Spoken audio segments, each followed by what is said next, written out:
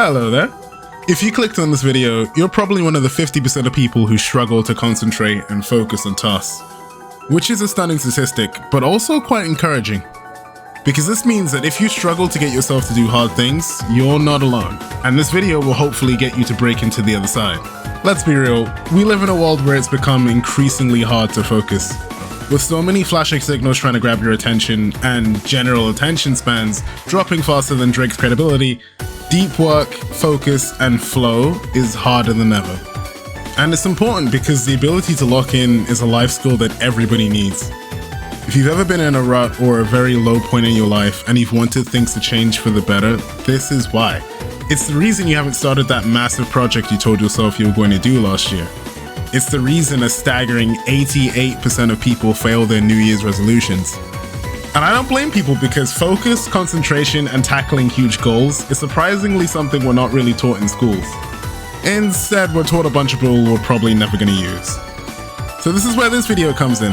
I'm excited to share the facts and tips in this video because it's something that's genuinely helped me a lot when it comes to study, personal projects, and generally growing myself as a person. And it's so easy, anyone can learn it. So without further ado, let's get into it.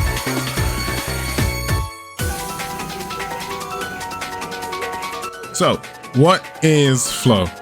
You may have heard the term flow before from somewhere. Flow can mean a lot of things, but what I'm referencing is the term created by this very intelligent dude on screen.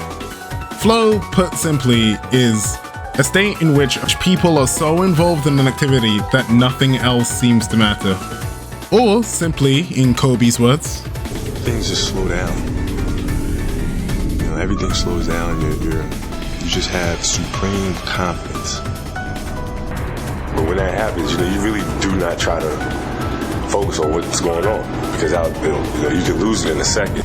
You probably heard that and was like, "Give it to me! Give it to me! Give it to me! Give it to me! Just give it!"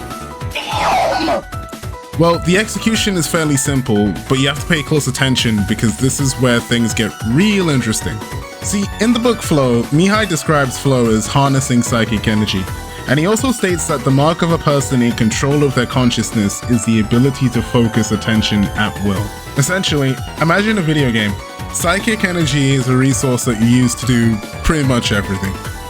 When you wake up in the morning and doom scroll TikTok, that costs bar. When you go to the gym and do your Kekistani bent over rows, that costs bar. How you choose to spend the meter dictates whether you get this ending or this ending. The problem for most people isn't spending the meter, it's spending the meter on the things we want to prioritize. But luckily for you, I have some notes on how to help with just that. In order to achieve flow state, Mihai states that we need three things: clear goals, immediate feedback, and a balance of challenges and skills. Let's cover the first two now, and I'll have challenges and skills as its own section because this bit is very important and is going to need a bit more bar. The reason why a lot of people fail their goals is because they never truly had real goals to begin with. A true goal is a map. Saying things like, "I want to go to the gym," or "I want to get a girlfriend," isn't a map. It's a fortune cookie, or a horoscope. It's vague as shit and can be interpreted in a bajillion ways, but it still feels oddly satisfying. When I say real goals, I mean SMART goals, which is something you may be familiar with, but for a lot of people, it's something that doesn't personally work for them. Which I do get, because while SMART goals are good, I do feel like they are a bit disconnected. I'll still leave a guide on SMART goals in the description, just in case you want to have a look at the framework, because many people do still find it useful. But what's personally worked for me are FAST goals. FAST goals are essentially the patch 2.0 version of SMART goals. FAST goals stand for frequently reviewed, ambitious, specific, and transparent. Let me briefly explain what each means and why it works. Frequently reviewed means you are constantly checking in with your goal and making sure that you're tracking progress. So, for example, if your goal is to lose weight, this means you would check the scale every week to see what direction your journey is going. This is helpful because if your goal is working, you'll get positive feedback and a sense of progression. If your goal isn't working, you'll be able to quickly identify what's working and what's not, so you can reevaluate your game plan early. Nothing is more painful than investing so much time into something only to find out you were going in the completely wrong direction. Ambitious means that your goal is actually challenging. challenge is really important for maintaining a goal, which I'll get deeper into that later, but essentially pick something that will genuinely challenge you. Obviously, you don't want to overshoot it, but you definitely don't want to create a mismatch between what you're capable of and what you're aiming for. The harder the goal, the bigger the reward. Specific. This basically goes into what I said before. Not only do you want to have a clear goal, but you want to make it so specific that it's impossible to get lost in the sauce. If you don't got no sauce, man, you're lost. How you do this is by making a binding vow. Also known as an implementation intention, which goes a little something like the example on screen. You might look at that and be like, What the fuck is that? I was also skeptical, can't lie, but I'm telling you to trust the process. There's plenty of data out there to back up that implementation intentions actually work. If you don't believe it, you can do some digging, but all you really need to know is that these are extremely effective and you should be using them. And finally, we come to transparent. When you set a goal, you want two things. If possible, you want an environment where other people are also pursuing the same goal or similar. An example is, if you're learning a language, you want to be around other people also trying to learn the language, or in a community of people doing the same. This isn't to confuse your monolingual ass, it's because of social proofing. Secondly, you want to tell people about your goal. And you don't need to talk to everyone and their mother because that quickly gets annoying. Stop talking out your neck.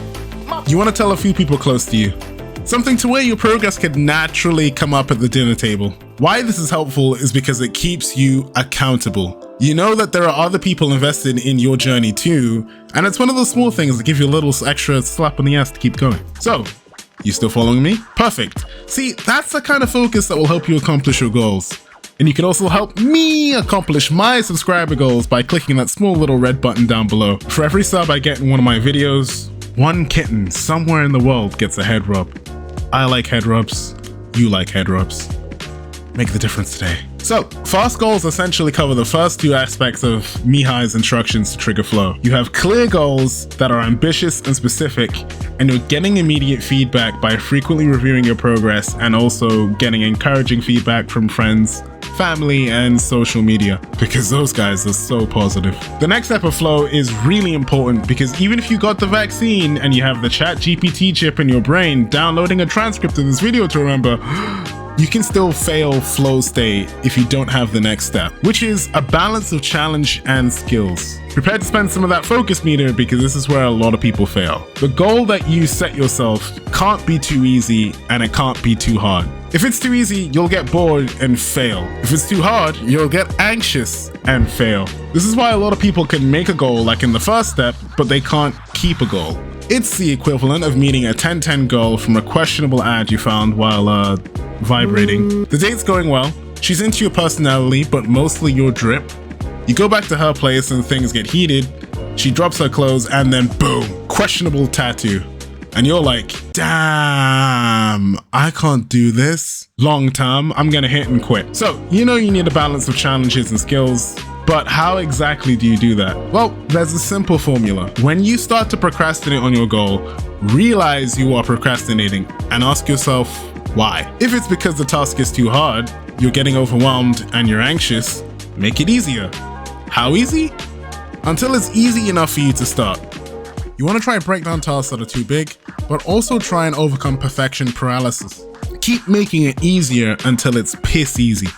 Which is a term I never really got because if you go to any public toilet, clearly some people find pissing difficult. Anyway, if the reason you're procrastinating is because you're bored and you're not engaged in your goal/task, it's too easy and it's creating boredom. That means you need to add something other than salt and pepper to make your challenge a bit more spicy. You can do this in a couple ways. Some examples are, if you're constantly doing the task in one particular way, try it in a different way.